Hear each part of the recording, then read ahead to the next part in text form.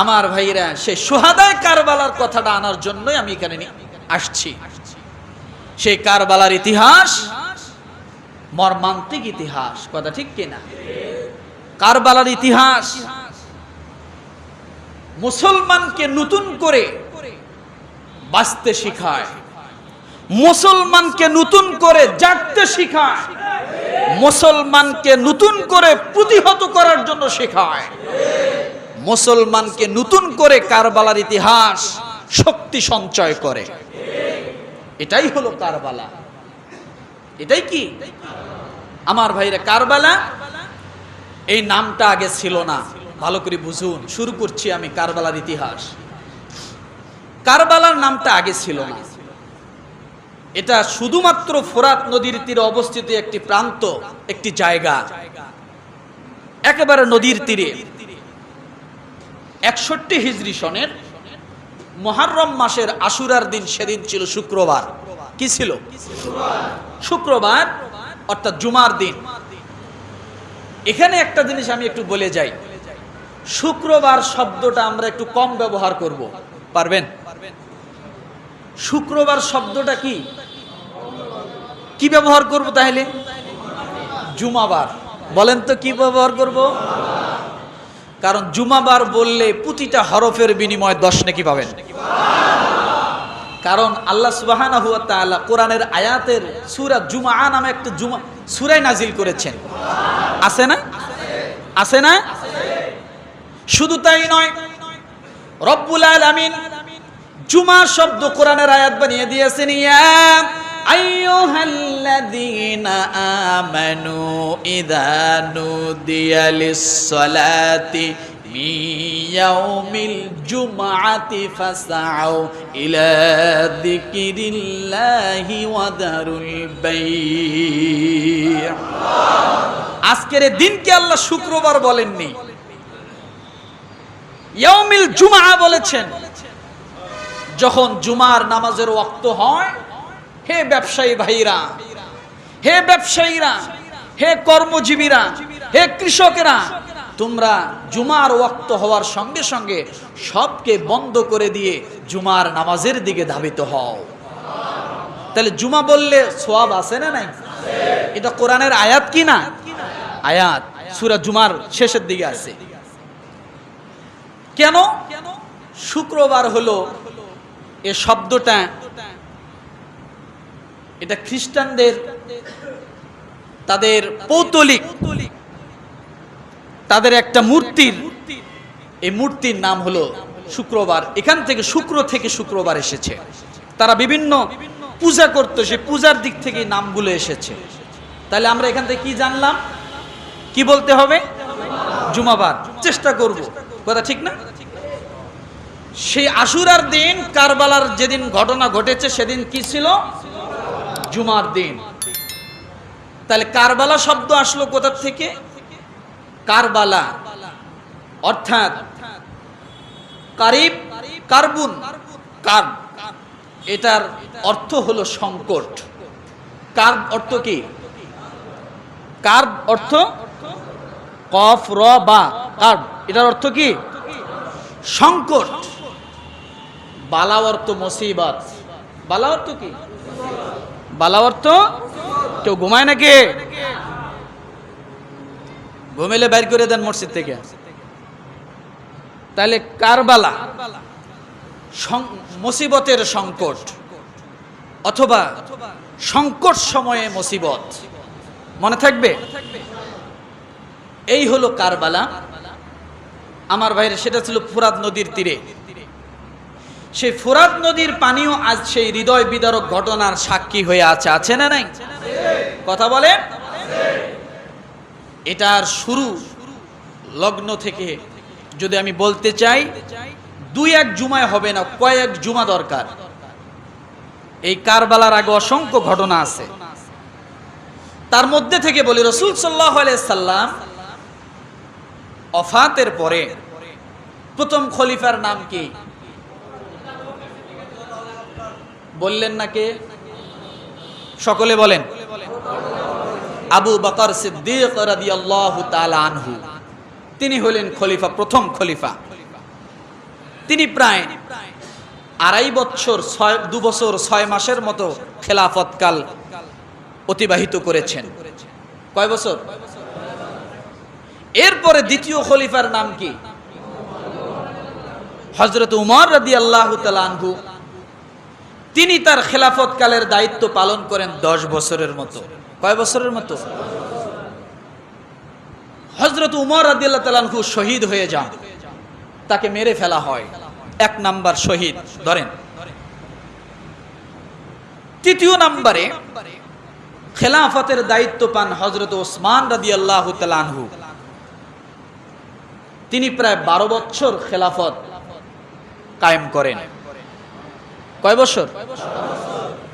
তাহলে 2.5 বছর, 10 বছর, এরপরে হলো 12 বছর। আবু বকর সিদ্দিক রাদিয়াল্লাহু তাআলা আনহু, উমর রাদিয়াল্লাহু তাআলা আনহু এবং ওসমান রাদিয়াল্লাহু তাআলা আনহু, এই 3 খলিফার খেলাফতের রাজধানী ছিল মদিনা। কোন জায়গা? কোন জায়গা? মদিনা। তাহলে ওসমান রাদিয়াল্লাহু তাআলা কয় বছর খেলাফত? উমর রাদিয়াল্লাহু তাআলা কয় বছর? আবু বকর সিদ্দিক। মনে রাখবেন, এগুলো জানা দরকার আমাদের মুসলমানের। কথা ঠিক না? হঠাৎ একজন বিদুর্মী আমাদেরকে প্রশ্ন করতে পারে। চতুর্থ খলিফা হযরত আলী রাদিয়াল্লাহু তাআলা আনহু, তিনি যখন খলিফা হন, হওয়ার পরে তিনি খেলাফতের রাজধানী আর মদিনায় রাখলেন না, তিনি নিয়ে গেলেন ইরাকে। কোথায়? 3 খলিফার আমলে খেলাফতের রাজধানী কোথায় ছিল? চতুর্থ খলিফা হযরত আলী রাদিয়াল্লাহু তাআলা খেলাফতের রাজধানী কোথায় নিলেন? কেন নিলেন? তিনি দেখেছেন ওসমান রাদিয়াল্লাহু তাআলা আনহুকে শহীদ করা হলো, উমর রাদিয়াল্লাহু তাআলা আনহুকে শহীদ করা হলো।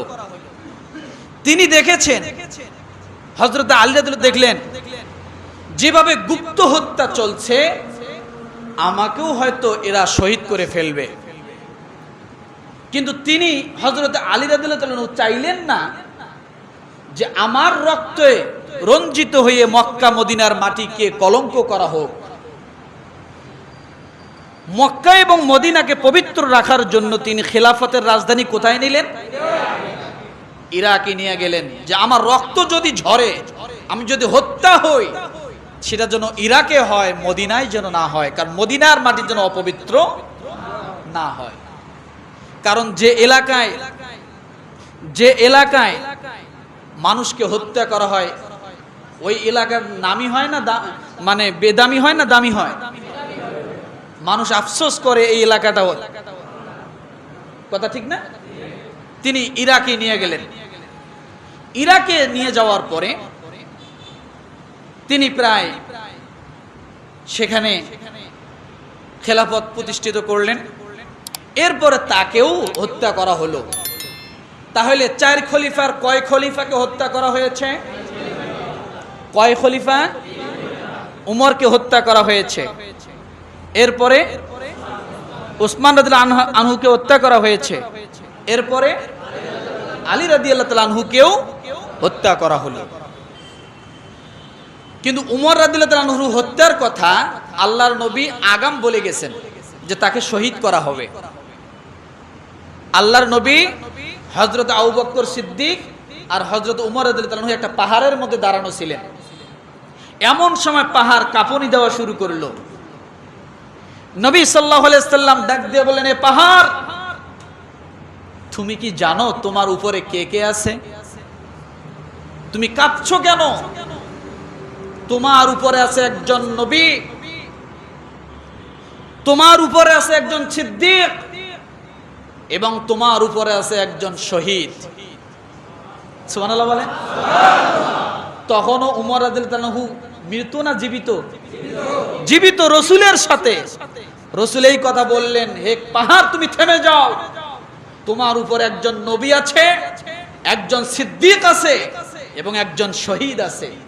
আচ্ছা বলেন, নবী কি? এটা তো বুঝলাম। সিদ্দিক কে? এটাও তো বুঝলাম। শহীদ কে? তাহলে তৃতীয় জন হযরত উমর। তাহলে রসুল এটা জানতেন কিনা? আল্লাহ জানাই দিয়েছেন। আমার ভাইরা, এইভাবে রসুল অনেকের কথা আগাম বলে গিয়েছিলেন।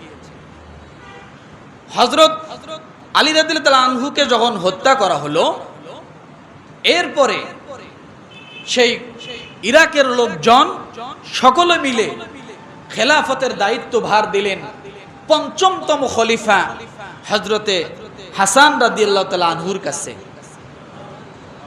আমরা 4 খলিফা পর্যন্ত জানি। কেন জানি? ওনারা বড় বড় সাহাবী। পঞ্চম নম্বরে খলিফাকে হাসান রাদিয়াল্লাহু আনহু। যখন হাসান রাদিয়াল্লাহু আনহু খেলাফত পাইলেন, ওই যে আলী রাদিয়াল্লাহু আনহুকে যারা হত্যা করেছে তখন থেকে 2টা দল, সাবা বাহিনীর দল, মুনাফিকি দল ছিল। এটা আরো ভিতরের কিছু ঘটনা, তারা কেন হত্যা হলো, ওসমান রাদিয়াল্লাহু আনহু কিভাবে হত্যা হলো, এগুলা অন্য কথা। আমি যেহেতু কারবালার ঘটনায় যেতে চাচ্ছি, এজন্য আমি একদিক থেকে নিয়ে আসতেছি। যখন দেখলেন যুদ্ধ লাগা শুরু হয়ে গেল হাসান রাদিয়াল্লাহু আনহু, তখন হাসান রাদিয়াল্লাহু আনহু তার খেলাফতের দায়িত্ব ছেড়ে দিয়ে মুয়াবিয়া রাদিয়াল্লাহু আনহুর হাতে দিয়ে দিলেন। কার হাতে দিলেন?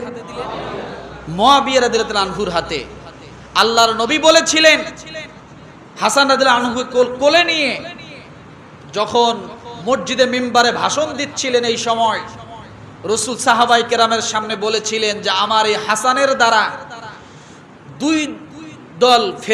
দুই দল মুসলমান তারা বিবাদ থেকে মীমাংসিত হয়ে যাবে হাসানের মাধ্যমে। যখন হাসান রাদিয়াল্লাহু আনহু খিলাফত পাইলেন, তখন 2টা দল যুদ্ধ করা শুরু করে দিয়েছিল। এক দল মানে, আরেক দল মানে না।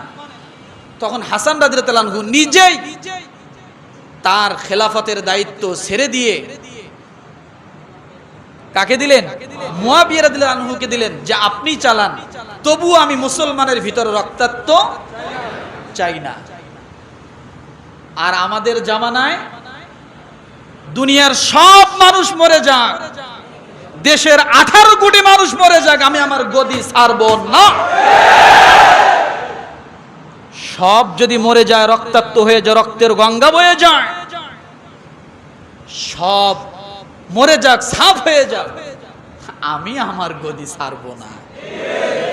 এ শিক্ষা তাদের ভিতরে ছিল না। এ শিক্ষা আসলো কোথার থেকে সেটাও বলছি, আমি বলবো। এটা শুধু এখনকার জামানায় না, এটা আগেও ছিল। আসতেছি, রাগ করবেন না তো আমার ভাইরা। হাসান রাদিয়াল্লাহু আনহু যখন ছেড়ে দিলেন মুয়াবিয়ার হাতে, মুয়াবিয়া রাদিয়াল্লাহু আনহু খেলাফতের দায়িত্ব নিয়ে তিনি একটানা 20 বছর পর্যন্ত খেলাফতের দায়িত্ব পালন করেন। মুয়াবিয়া রাদিয়াল্লাহু আনহু একজন জলিল কদর সাহাবী, ওহী লেখক ছিলেন, রাসূলের খুব নিকটবর্তী একজন সাহাবী ছিলেন এবং খুব সম্মানিত একজন সাহাবী ছিলেন। তিনি 20 বছর পর্যন্ত খেলাফতের দায়িত্ব পালন করেন। কিন্তু 10 বছর যখন অতিবাহিত হয়ে গেল, তখন তিনি চিন্তা করলেন যে আমি যদি না থাকি তাহলে খেলাফতের দায়িত্ব কে নেবে। এই জন্য তিনি তখন সর্বপ্রথম চিন্তা ভাবনা করলেন যে আমার এই দায়িত্ব আমার ছেলে ইয়াজিদকে দিয়ে যাব। কাকে? আসলো ইয়াজিদ, শুরু হলো ইয়াজিদ। এখন ইয়াজিদকে যে খেলাফতের দায়িত্ব দিবে,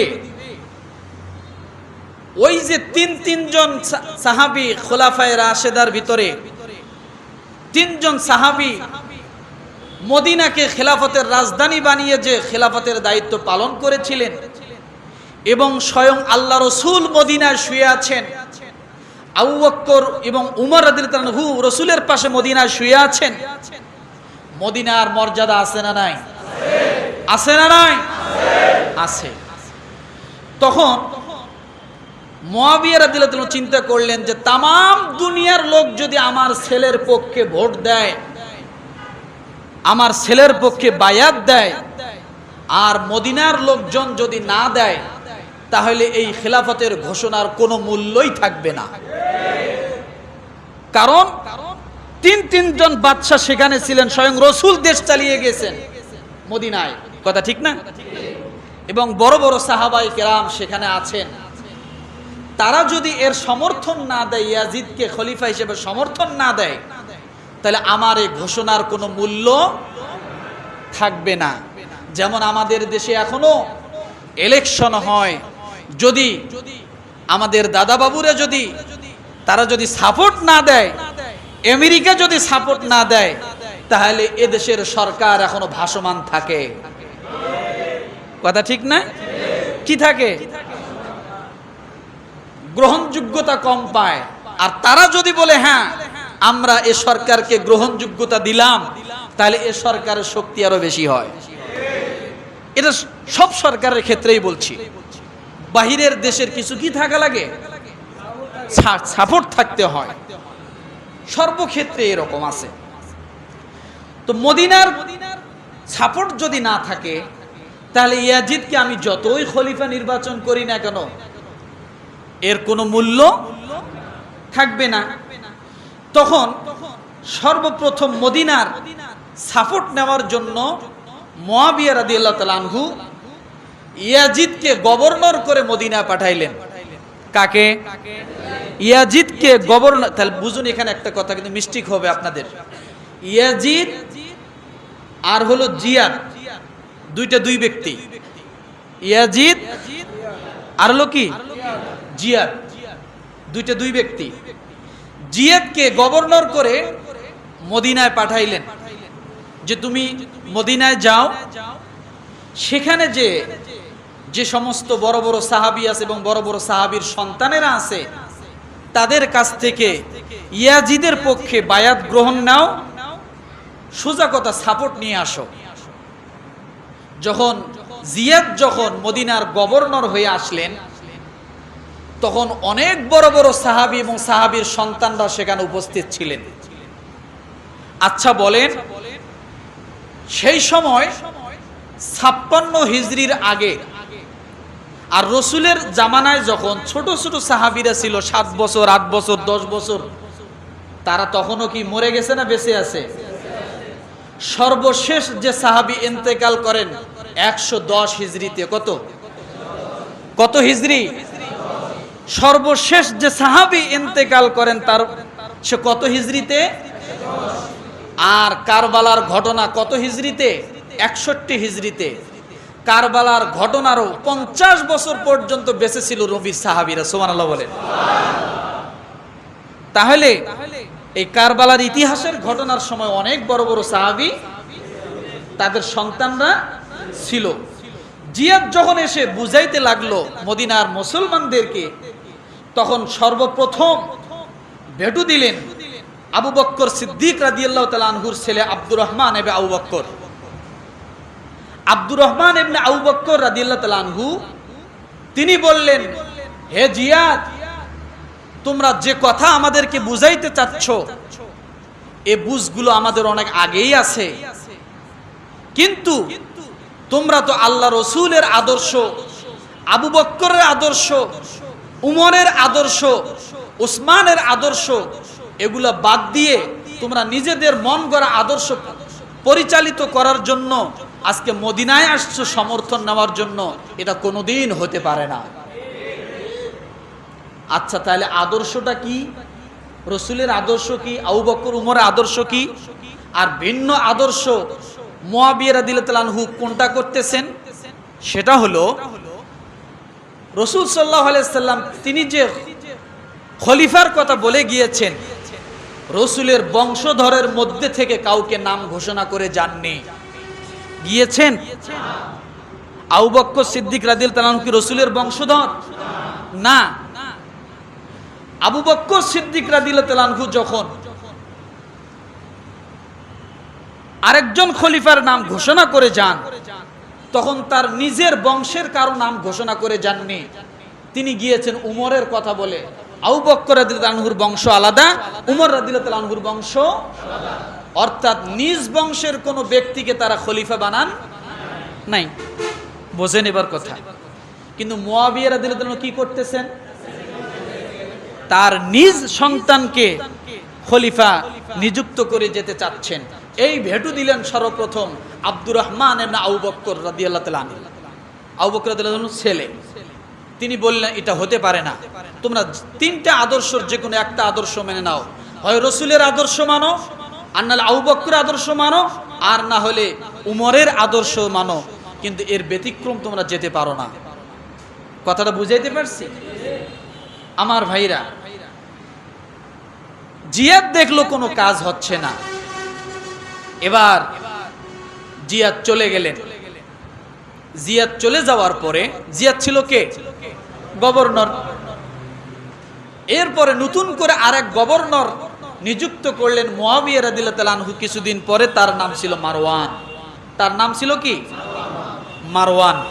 এ হলো দ্বিতীয় গভর্নর এই সময়ের সময়। মারওয়ানকে যখন পাঠালেন, মারওয়ান আসলো। আসার পরে সেও বুঝাইতে লাগলো, সে এমন ভাবে বুঝাইতে লাগলো যে এটা তো আবু বকরের সুন্নতের মতোই, সে তো উমরকে নিজে খলিফা নিযুক্ত করে গেছেন। কিন্তু এখানেও ভেটু দিলেন আবু বকর সিদ্দিক রাদিয়াল্লাহু আনহুর ছেলে, যে তুমি এটা কি বলছো? আবু বকর তো তার নিজের বংশের কাউকে বলে যাননি। কথা ঠিক না? কেন ভেটু দিচ্ছেন? কারণ রাজার ছেলে যদি রাজা হয় তাহলে মানুষ সঠিক বিচার কোনোদিন পাবে না। সঠিক বিচার।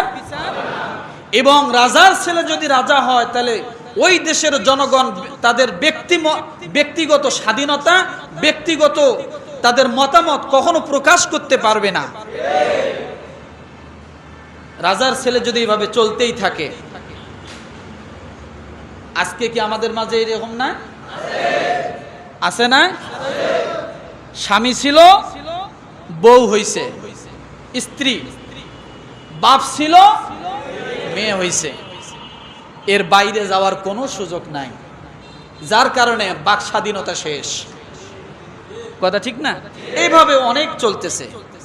তো আবু বকর সিদ্দিক রাদিয়াল্লাহু তাআলা ছেলে বলতেছে যে এটা তো ইউরোপিয়ানদের ধারা, তারা রাজার ছেলে রাজা, অর্থাৎ রাজার ছেলে যেই জন্মগ্রহণ করবে সে যত ছোটই হোক তাকেও রাজা মনে করা হয়।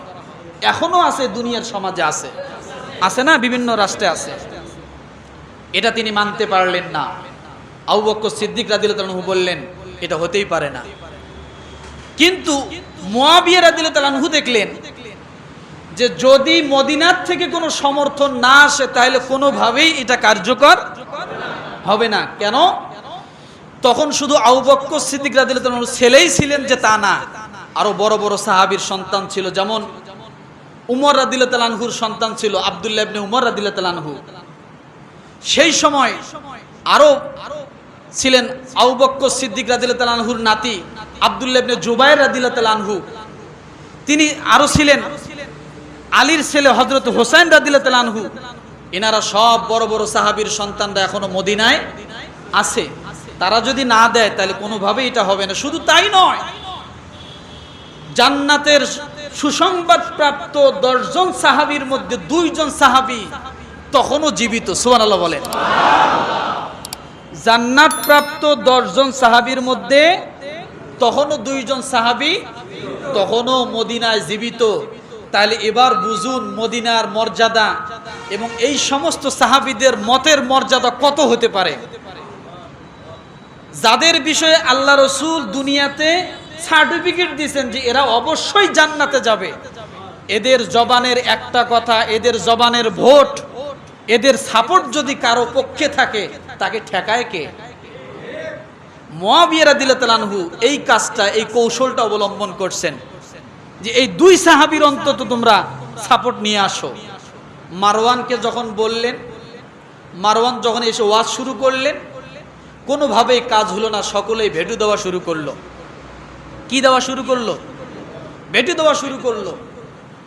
এরপরে পুলিশ নিয়োগ করা হলো। মারওয়ান বলল যদি তোমরা না মানো তাহলে অন্তত এই 2 জন সাহাবীর দিকে বেশি টার্গেট। কোন 2 জন? জান্নাতের সুসংবাদ প্রাপ্ত 2 সাহাবী, সাদ ইবনে আবি ওয়াক্কাস রাদিয়াল্লাহু তাআলা আনহু এবং সাইদ ইবনে জায়েদ রাদিয়াল্লাহু তাআলা আনহু। এই 2 জন ছিল জান্নাতের সুসংবাদ প্রাপ্ত সাহাবী। এই 2 জনের উপর বেশি টার্গেট যে এনারা যদি ভোট দেয়, সাপোর্ট করে, আর কে দিল আর না দিল এটা দেখার বিষয় না, অটোমেটিক বাকিরা সব চলে আসবে। কারণ দেখবে যে জান্নাতের সুসংবাদ প্রাপ্ত সাহাবী যদি ওই দিকে গেছে, তাহলে আমরা আর বসে থেকে লাভ কি? এই জন্য তাদের উপরে টার্গেটটা বেশি। মারওয়ান তখন বল প্রয়োগ করা শুরু করলো, পুলিশ পাঠানো হলো, তাদের বাড়িতে খবর দেওয়া হলো যে তারা যেন আসে। যখন দেখলো যে কোনোভাবেই তাদেরকে এর সমর্থনে আনা যাচ্ছে না, তখন মারওয়ান পিছু হটল। এমনকি বিভিন্নভাবে এই দুই জান্নাতের সুসংবাদ প্রাপ্ত দুই সাহাবীকে খারাপ ভাষায় গালিগালাজ এবং বিভিন্নভাবে তাদেরকে অত্যাচার করা শুরু করলো। তখন সাইদ ইবনে যায়েদ রাদিয়াল্লাহু আনহু বলেছিলেন, তুমি যতই অত্যাচার করো না কেন, তুমি আমার থেকে কোনোদিন সাপোর্ট পাবে না। যখন দেখলো না উনি ওনার কথায় অটল, তখন উনি পিছপা হাঁটলেন, এখানে আর বেশি কিছু করা যাবে না, তখন মদিনাবাসী আমাকে ছাড়বে না, কারণ এরা হলো জান্নাতের সুসংবাদ প্রাপ্ত সাহাবী। চলে গেলেন। চলে যাওয়ার পরে কিছুদিন পরে 56 হিজরিতে মুয়াবিয়া রাদিয়াল্লাহু তাআলা আনহু নিজেই আসলেন। এবার কে আসলেন? মুয়াবিয়া রাদিয়াল্লাহু নিজেই আসলেন যে তাদেরকে আমি নিজেই যেয়ে মদিনাবাসীকে বুঝাইয়া কোনোভাবে এর সমর্থন আনতে পারি কিনা। মুয়াবিয়া রাদিয়াল্লাহু তাআলা আনহু এসে দেখেন এই জান্নাতের সুসংবাদ প্রাপ্ত দুই সাহাবী ইন্তেকাল করেছেন। এবং তিনি মদিনায় যখন আসলেন, এদিকে সাহাবায়ে কেরাম যখন খবর শুনলেন, আব্দুল্লাহ ইবনে জুবাইর রাদিয়াল্লাহু তাআলা আনহু, হুসাইন রাদিয়াল্লাহু তাআলা আনহু, আব্দুল্লাহ ইবনে উমর রাদিয়াল্লাহু তাআলা আনহু, এনারা সকলেই মক্কা মদিনা ছেড়ে মক্কায় পাড়ি জমালেন যে যাতে মুয়াবিয়া আমাদের কাছে সাক্ষাৎ না হয়, আমাদেরকে না পায়। ওনারা চলে গেলেন। মুয়াবিয়া রাদিয়াল্লাহু তাআলা আনহু মদিনা থেকে চলে গেলেন মক্কায়। সেই সময় হজের সময় বুঝাইতে লাগলেন, বোঝানো শুরু করলেন। বোঝানোর পরে কোনোভাবেই যখন কাজ হলো না, কারণ ওনারা দেখতেছেন যে এটা রাজবংশের দিকে চলে যাচ্ছে, রাজতন্ত্রের দিকে চলে যাচ্ছে, খেলাফত বুলন্ডিত হয়ে যাবে, মানুষ ন্যায় বিচার পাবে না, তারা কখনোই এটা সমর্থন দিতে পারে না। মুয়াবিয়া রাদিয়াল্লাহু তাআলা আনহু ফিরে চলে গেলেন, কোনো কাজ হলো না। যাওয়ার পরে এবার তার সন্তান ইয়াজিদকে ডাক দিয়ে বললেন, ইয়াজিদ 60 হিজরিতে ইয়াজিদকে ডাক দিয়ে বললেন, ইয়াজিদ শোনো, আমি তো এখন মৃত্যুর পথের যাত্রী, তোমাকে কয়টা ওসিয়ত করে যাই। ওসিয়ত কখন হয় বলেন তো? মৃত্যুর অন্তিম সময় মুহূর্তে বাবা যে সমস্ত কথাগুলো সন্তানদেরকে, আত্মীয় স্বজনকে বলে যায়, উপদেশ করে, সেগুলোই কি ওসিয়ত। তিনি ওসিয়ত করে গেলেন। ইয়াজিদকে বললেন, ইয়াজিদ তুমি ভালো করে শোনো, আমি মদিনায় গিয়েছি, মদিনার মানুষদেরকে বুঝিয়েছি, তারা বোঝে নাই,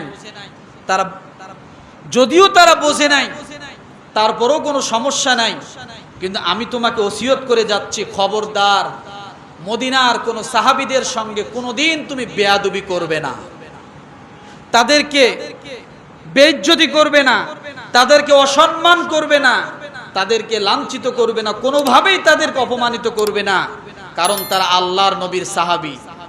এই কথাটা তুমি মনে রাখিও, কখনোই যেন তারা বেইজ্জতি না হয়, তাদের সম্মানের হানি না হয়, এটা তুমি সব সময় মনে রাখিও। কে বললে এই কথা?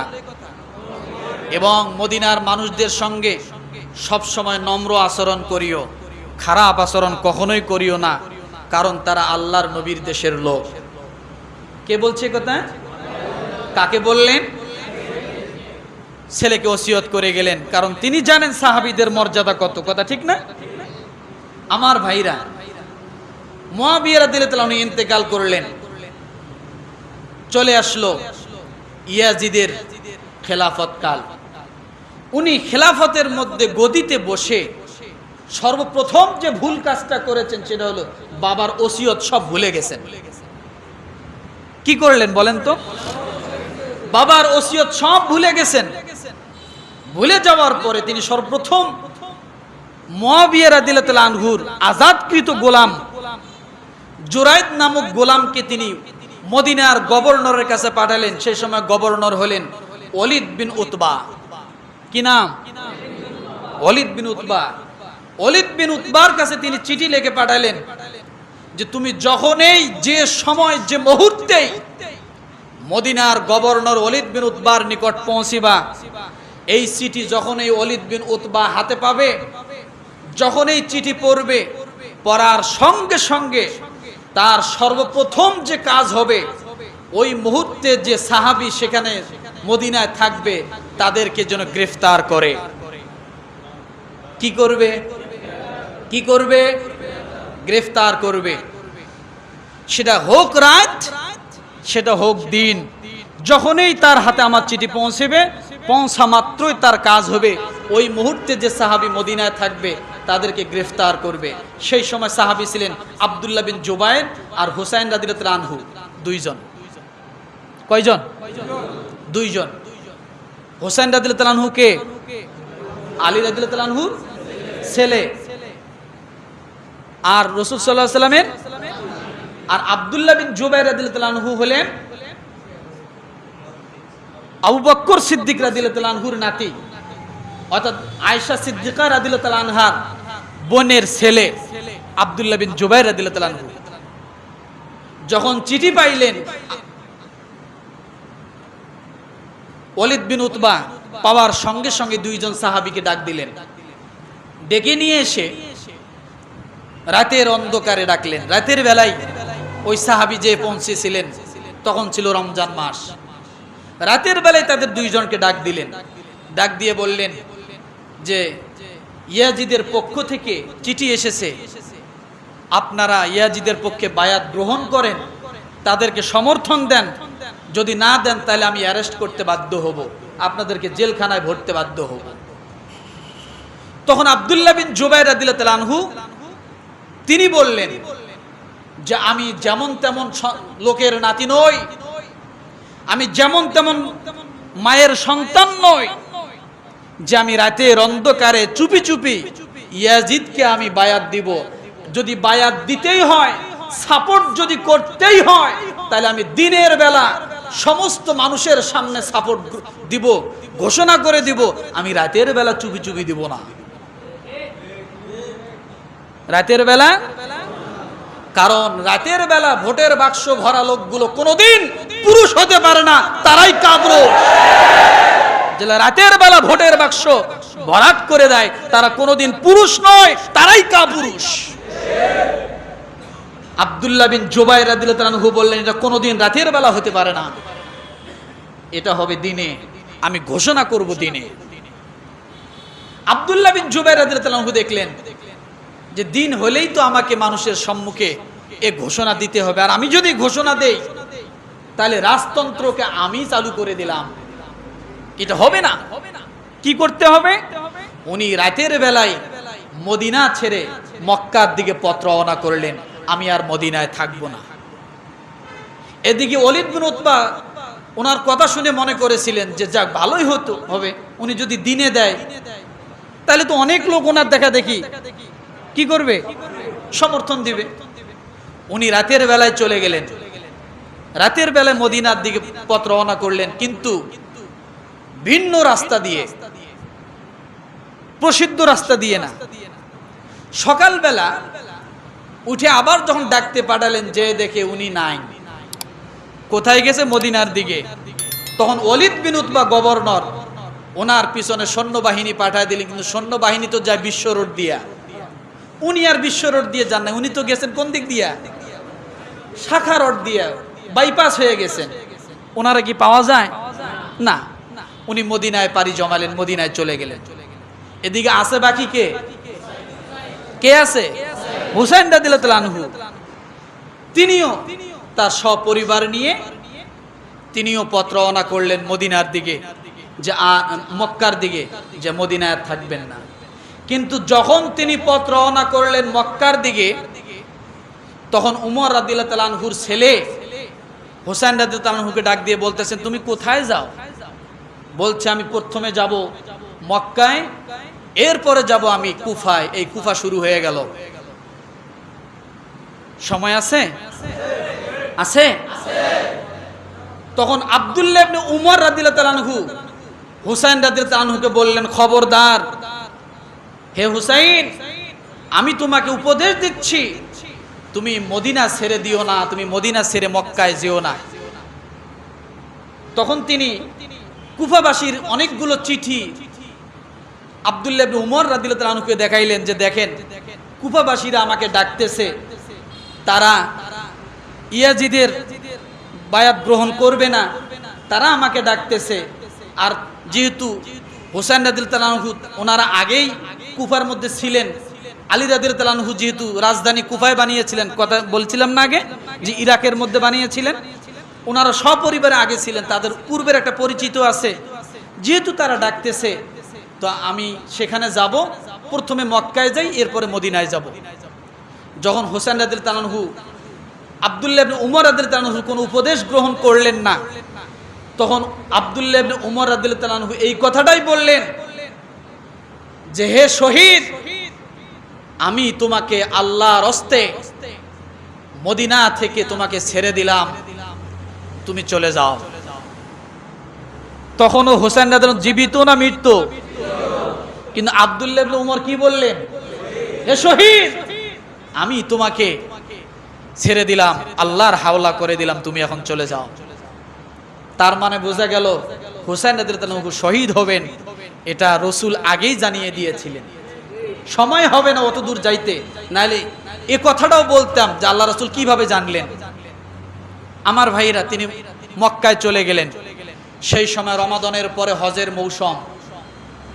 আব্দুল্লাহ ইবনে জুবাইর এবং হোসেন রাদিয়াল্লাহু আনহু ওনারা দেখলেন এই হজের মৌসুমে অন্তত ইয়াজিদের কোনো বাহিনী মক্কায় আক্রমণ করবে না, এইটা ভেবে ওনারা থাকতে লাগলেন সেখানে। আমার ভাইরা, ওই যে আব্দুল্লাহ ইবনে উমর রাদিয়াল্লাহু আনহু হোসেন রাদিয়াল্লাহু আনহুকে যে শহীদ বলেছিলেন, এর হাদিস হলো মাজমাউজ জাওয়ায়েদ, হাদিস নাম্বার 5103। কত? এখানেই বলা আছে। যখন ওনারা চলে গেলেন, মক্কায় অবস্থান করতে লাগলেন, কোনোভাবেই কাজ হচ্ছে না, তখন ইয়াজিদ এবার কি করলেন? ওয়ালিদ বিন উতবা গভর্নরকে সরায় দিলেন, দিয়ে এবার আরেকজন গভর্নর নিযুক্ত করলেন, তার নাম হলো আমর ইবনুল সাইদ আল আসদাক। আমর ইবনুল সাইদ আল আসদাক এ ছিল সবচাইতে বদমেজাজি, এ ছিল সবচাইতে উগ্র মেজাজি। কারণ উগ্র মেজাজিরা ক্ষমতায় থাকলে দেশের মানুষ কখনো শান্তিতে থাকতে পারে না। ওই সময় ওই উগ্র মেজাজি আমর ইবনুল সাইদ আল আসদাককে গভর্নর করে পাঠাইলেন। তিনি যখন মদিনার গভর্নর হয়ে আসলেন, আসার পর সর্বপ্রথম তিনি আল্লাহর কসম করে বললেন যে আমি আল্লাহর কসম করে বলি, ওরা মদিনা ছেড়ে চলে গেছে, তাই কি হয়েছে? আমি ওদেরকে মক্কায় ধরব। মক্কায় যদি আমি ধরতে না পারি, আমি পুরা মক্কাকে জ্বালিয়ে পুড়িয়ে ছারখার করে দেব। কত বড় সাহস! আব্রাহার বাহিনী মক্কা ধ্বংস করতে আসতে যে নিজেরাই ধ্বংস হয়ে গেছে, আর ও নাকি সেই মক্কাকে জ্বালাবে, কাবা ঘরকে জ্বালাবে, মক্কাবাসীদেরকে জ্বালিয়ে ছারখার করে দেবে। ওর সাহস কত! আমার ভাইরা, কিন্তু ততক্ষণ হজের সময়। কিসের সময়? মক্কা থেকে এনারা বুঝতে পারলেন যে এই মুহূর্তে আর এখানে এসে কিছু করতে, কারণ যদি কিছু করতে চায়, তামাম দুনিয়ার থেকে মক্কায় মানুষের আসছে হজ করার জন্য, তারা কখনো ছাড় দিবে না। এই সময়টুকু তারা ওখানে অবস্থান করলেন। হজের সময় শেষ হওয়ার কাছাকাছি সময় হযরতে হুসাইন রাদিয়াল্লাহু আনহু কুফার দিকে পথ রওনা করলেন। করার আগে তার চাচাতো ভাই মুসলিম বিন আকিল তাকে কুফায় পাঠাইলেন যে তুমি কুফার অবস্থাটা একটু নির্ণয় করে আমাকে চিঠি লিখে দিও, যদি সেখানে আমি ভালো কিছু পাই, তুমি যদি ভালো কিছু বোঝো, তাহলে আমি সেখানে যাব। ওখানকার পরিবেশ দেখার জন্য মুসলিম বিন আকিলকে যখন পাঠাইলেন, মুসলিম বিন আকিল যখন সেখানে গেল, যাওয়ার সঙ্গে সঙ্গে সেখানকার কুফার অনেক মানুষ, প্রায় 12,000 মানুষ হুসাইনের পক্ষ থেকে যাওয়ার কারণে মুসলিম বিন আকিলের হাত ধরে বায়াত গ্রহণ করলেন, অর্থাৎ হুসাইন রাদিয়াল্লাহু আনহুকে সাপোর্ট করলেন। কত হাজার? 12,000। মুসলিম বিন আকিল যখন দেখলেন 12,000 মানুষ আমার ভাই হুসাইনের পক্ষে রায় দিয়েছেন, তাইলে কোনো সমস্যা নাই। এই কথা জেনে এবং বুঝে তিনি একটা চিঠি লিখলেন হুসাইন রাদিয়াল্লাহু আনহুর কাছে যে আপনি এখন আসতে পারেন, এখানকার পরিবেশ অনেক ভালো, এখানকার মানুষ অনেক ভালো, ওনারা 12,000 লোক আপনার পক্ষে আমার হাতে বায়াত হয়েছেন। এই চিঠি যখন পাঠালেন, এদিকে পাঠাচ্ছেন চিঠি রওনা, আর এইদিকে মুসলিম বিন আকিল যখন ওখানে অবস্থান করেন, এমন সময় ইয়াজিদ কি করলেন? সেই সময় ছিল কুফার গভর্নর নোমান বিন বাশির। কে ছিলেন বলেন? উনি খুব নরম দিলের একজন সাহাবী ছিলেন, নোমান বিন বাশির। তাকে ইয়াজিদ ছড়ায় দিলেন যে এই নরম দিলের মানুষ দিয়ে কুফায় কোনো কাজ হবে না, কি করতে হবে? উগ্র মেজাজের মানুষ এখানে নিযুক্ত করা হবে। তখন বসরাত থেকে গভর্নর আনলেন উবাইদুল্লাহ বিন জিয়াদকে। কাকে? উবাইদুল্লাহ বিন জিয়াদকে সেখানে আনলেন, এনে দুই প্রদেশের গভর্নর একসঙ্গে বানায় দিলেন। কাকে বানায় দিলেন? উবাইদুল্লাহ বিন জিয়াদকে। সরাইলেন কাকে? নোমান বিন বাশির, তিনি একজন সাহাবী ছিলেন, তাকে সরাই দিলেন। দেওয়ার পরে এখন অত্যাচারের স্টিম রোলার চালানো শুরু হয়ে গেল। উবাইদুল্লাহ বিন জিয়াদ যখন ওখানকার গভর্নর হলেন, সর্বপ্রথম খবর পাঠাইলেন যে মুসলিম বিন আকিল কার বাড়িতে প্রথমে এসে অবস্থান করছেন, সে বাড়িওয়ালাকে ধরে নিয়ে আসো। যখন বাড়িওয়ালার খোঁজ নিয়ে তাকে যখন ডাকা হলো দরবারে, তিনি অস্বীকার করলেন যে না, আমি মুসলিম বিন আকিলকে আমার বাড়িতে জায়গা দেই নাই। কারণ ওই ব্যক্তি আহলে বায়াতের উপর ভালোবাসা ছিল, রসুলের সাহাবীদের উপর ভালোবাসা ছিল, বিদায় মুসলিম বিন আকিলকে কি করেছে? জায়গা দিয়েছে। তখন ওই ব্যক্তির উপর অত্যাচার শুরু করে দিল যে তুমি স্বীকার করবে না, তোমাকে স্বীকার করায় ছাড়বো। এই কথা যখন বললেন, বলার পরে মুসলিম বিন আকিল দেখতেছে যে আমাকে জায়গা দেওয়ার কারণে, আমাকে কি এখানে থাকতে দেওয়ার কারণে আমার বাড়িওয়ালা, আমার মেজবানকে এত অত্যাচার করতেছে। তখন 12,000 সেই লোকদেরকে নিয়ে উবাইদুল্লাহ বিন জিয়াদের দরবারে গেলেন, যে বললেন যে আমার কারণে সে কখনো অত্যাচারিত হতে পারে না, আমরা প্রয়োজনে উবাইদুল্লাহ বিন জিয়াদের বিরুদ্ধে যুদ্ধ করব। সাথে কতজন লোক? 12,000 লোক। যত আস্তে আস্তে রাজদরবারের দিকে আগায়, তত পিছন দিক থেকে কি বরফের মতো আস্তে আস্তে কমে যায়, আস্তে আস্তে কমে যায়, আস্তে আস্তে কি কমে। শুরু কত? 12,000। এই পর্যায়ে চলতে চলতে যখন গভর্নরের দরবার পর্যন্ত গেলেন, তখন মাত্র 40 থেকে 50 জন কুফাবাসী ছিল। কত? এখন দরবারে ঢুকলো কতজন? তাহলে এরা কি গাদ্দারি করলো না? মুনাফিকি করলো না? করছে কি করে নাই? এই 40 জন লোক নিয়ে উবাইদুল্লাহ বিন জিয়াদের বিপক্ষে যুদ্ধ শুরু করে দিল। পর্যায়ক্রমে আস্তে আস্তে যখন তারা শহীদ হতে লাগলো, মুসলিম বিন আকিল সেখান থেকে পলায়ন করে মদিনার দিকে যখন পথ রওনা করলেন, এক বুড়ির বাড়িতে তিনি ওই সময় আত্মরক্ষার জন্য সেই বুড়ির বাড়িতে অবস্থান করলেন। বুড়ি তাকে জায়গা দিয়েছে। সমস্যা হলো বুড়ির ছেলে, বুড়ির ছেলে ছিল উবাইদুল্লাহ বিন জিয়াদের চামচা। কারণ আজকে তো চামচাদের সমস্যা, বাঁশের চেয়ে কঞ্চির জোর বেশি। এই যত ভেজালের গোড়া হলো সব চামচারা। চামচারা যদি ঠিক থাকতো, দেশ এত সমস্যা থাকতো না। এই ব্যক্তি করলো কি, ওই বুড়ির ছেলে করলো কি, উবাইদুল্লাহ বিন জিয়াদকে জানায় দিল যে মুসলিম বিন আকিল আমার বাড়িতে, একে যদি আমি ধরায় দিতে পারি তাহলে অবশ্যই আমাকে কোনো পুরস্কার ঘোষণা করছে, পুরস্কার দিবে। ও কি করলো? ধরায় দিল। এবার উবাইদুল্লাহ বিন জিয়াদের লোক সৈন্যবাহিনী পাঠিয়ে এই মুসলিম বিন আকিলকে ধরে নিয়ে যে এরপরে তাকে মারলো, এমনকি ছাদের থেকে তাকে ফালায় দিল, একবারে মেরে ফেললো। এদিকে কুফা থেকে চিঠি পাঠাইছিলেন না, মনে আছে যে কুফার পরিবেশ ভালো, এই চিঠি পাইয়া তো হোসেন রাদিয়াল্লাহু আনহু পথ রওনা করছেন। যখন একেবারে নিকটবর্তী আসছেন, আসার পরে কিছু লোক বলল যে আপনার ভাই তো নাই, তাকে মেরে ফেলা হয়েছে, এত কিছু তো আর উনি জানে না। যখন উনি বর্ডার কাছাকাছি আসছেন তখন উনাকে জানানো হলো। উনি জানার পরে যখন আবার ফিরে আসবেন, যেহেতু সমস্যা, নারী পুরুষ এতগুলো বাচ্চা নিয়ে সেখানে যাওয়াটা ঠিক হবে না, তখন ওই মুসলিম বিন আকিলের আরো কিছু ভাই এই হুসাইন রাদিয়াল্লাহু আনহুর কাফেলায় ছিল। ডাক দিয়ে বলতেছে, ভাই আজকে যদি সে তোমার ভাই হতো তুমি তো ফিরে যেতে না, আমার ভাই মারা গিয়েছে, এর বদলা আমরা নিবই, আমরা ফিরে যাব না।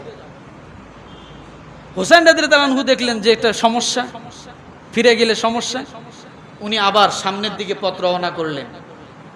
এরপরে ওই বর্ডার থেকে ওনাকে এই কারবালার প্রান্তরে নিয়ে যাওয়া হলো।